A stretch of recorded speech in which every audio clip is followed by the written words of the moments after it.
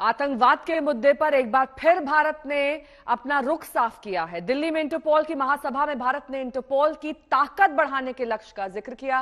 वहीं आतंकवाद को लेकर दोहरी नीति अपनाने वाले देशों पर निशाना भी साधा।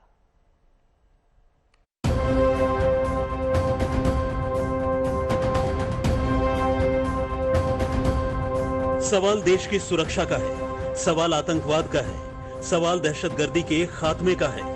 ऐसे में हिंदुस्तान का रुख इस दिशा में जीरो टॉलरेंस का है। सभी देशों ने टेररिज्म और टेररिस्ट की व्याख्या पर आम सहमति बनानी पड़ेगी।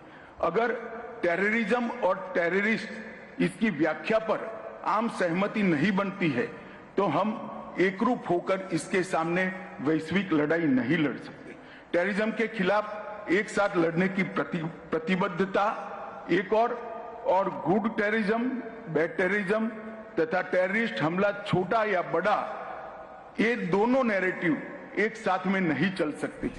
मौका था 90वें इंटरपोल महासभा का, जहां गृह मंत्री अमित शाह ने दुनिया के देशों के सामने भारत के इंटरपोल के लक्ष्य की बात सामने रखी। वहीं आतंकवाद जैसे मुद्दों को भी अपनी सहूलियत के हिसाब से तय करने वाले मुल्कों पर निशाना साधा। इस समस्या को हम अगर राजनीतिक समस्या मानते हैं तो टेररिज्म के खिलाफ हमारी लड़ाई आधी अधूरी रहेगी। हम सभी यह सुनिश्चित करने के लिए प्रतिबद्ध हो कि टेररिज्म के विरुद्ध प्रभावी लड़ाई दीर्घकालिक, व्यापक और सतत होनी चाहिए। भारत ग्लोबल टेररिज्म के सभी स्वरूपों से लड़ने के लिए टेक्निकल रूप से और मानव संसाधन प्रदान करने के लिए इंटरपोल के साथ काम करने के लिए प्रतिबद्ध है। नई दिल्ली में इंटरपोल की महासभा में पहले ही पाकिस्तान बेनकाब हो चुका है। लाख झूठ बोलने के बावजूद इस बात पर मुहर लग चुकी है कि मुंबई ब्लास्ट का मास्टरमाइंड आतंकी दाऊद इब्राहिम को पाकिस्तान ने पनाह दे रखी है। 195 देशों ने इस बैठक में हिस्सा लिया था, जहां पाकिस्तान के अधिकारियों से जब दाऊद को लेकर सवाल किया गया तो उन्होंने चुप्पी साध ली थी। आप इंटरपोल के असेंबली में आए हैं, दाऊद इब्राहिम को लेकर कुछ कहना चाहेंगे, कुछ बताना चाहेंगे?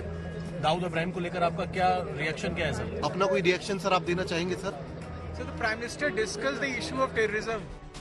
इससे पहले प्रधानमंत्री नरेंद्र मोदी ने भी इंटरपोल के कार्यक्रम में हिस्सा लिया था, जहां उन्होंने मौजूदा वक्त में इंटरपोल की अहमियत को समझाया था। The material and spiritual welfare of a society is through law enforcement.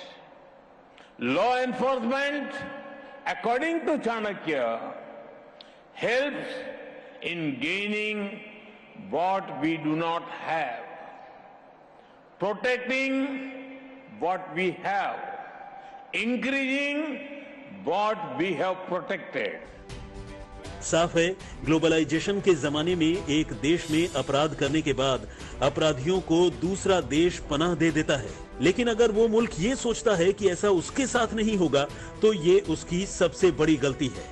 ऐसे में इंटरपोल की भूमिका बढ़ जाती है और भारत भविष्य में बदल रहे अपराध के तरीकों के हिसाब से इंटरपोल के सिस्टम में बदलाव पर जोर दे रहा है।